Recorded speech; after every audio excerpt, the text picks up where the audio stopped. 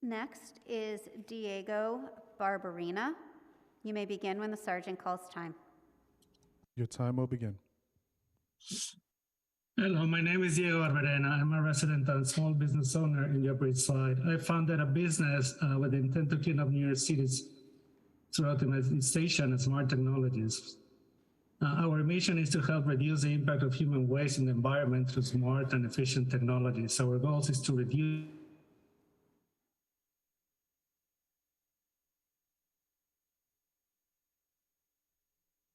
Diego, you're frozen and we can't hear you.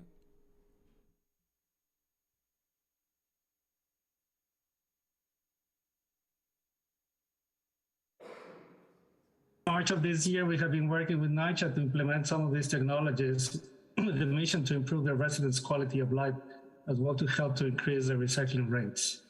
During the summer, we met with NYCHA DSNY support service teams, including Deputy Director Giovanni Iannello and Deputy Director Michael Maravik. Fabricators came from Europe and answered all the questions. I moved to this city 26 years ago, and in that time, I see that the sanitation trucks haven't improved at all. I think that New York is still in the fax machine era, and cities with less resources like San Miguel Allende, Mexico, has already moved to underground containers to keep garbage outside of the sidewalks. Cities like Buenos Aires, Argentina, has relied on a collection system that makes waste collection twice as fast while keeping trash in an enclosed high-capacity containers at all times. In none of these systems, the trash is collected by hand. They are collected by mechanical lifters that make the collection faster as well as safer for the workers. The only smart collection system that the city has, other than the last century pneumatic collection system Roosevelt Island, are the self-compacting bins that we see in some parks and high-traffic areas around the city. But I just learned from a DSNY member in my community board meeting that the sanitation department refuses to service them. Someone else is in charge to empty them and put the plastic bag in the sidewalk. Also, the weight of the bag is limited to the 40-pound law, rendering the compaction advantage obsolete. Not investing in this technology is a high price for the city. It comes in a great monetary cost with a high negative impact of quality of life. The bad services reflect directly in our rat problem. If the services were to improve, the rat problem will diminish. This level of service is not acceptable for the US federal government. HUD has requested from NYCHA that plastic garbage bags cannot be on the sidewalk for more than 24 hours. NYCHA has determined that with the current level of service provided by DSNY, this is not possible. To solve this problem, NYCHA has decided to start a pilot program and lease their own trucks with the latest of waste collection technology. All the waste will always be in a rat-proof melted container easily accessible to the residents. There will be a container side by side for every waste stream, which will make recycling easier and more effective. With smart sensors, the truck will be able to pick up the containers at the right time, not too full, not too empty. This translates in better service and less truck traffic. The budget for this pilot project is $4 million for 5 years, which is the budget of 1 day at DSNY. City Council has allocated $1 million for containerization, but almost a year later, there's very little to show. Metal boxes similar to this has historically existed outside.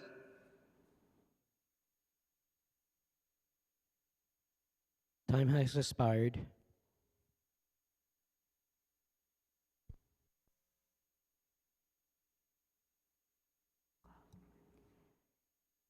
Diego, your camera keeps freezing, so if you could submit your testimony via the testimony@council.nyc.gov, that would be extremely helpful. Thank you very much for your testimony. At this time, if we have not called on anyone who is in the Zoom and would like to testify, please use your Zoom raise hand function, and we will call on you. Seeing none, I will turn it back to the chair to close the hearing. Thank you, Jessica. This concludes our hearing for today.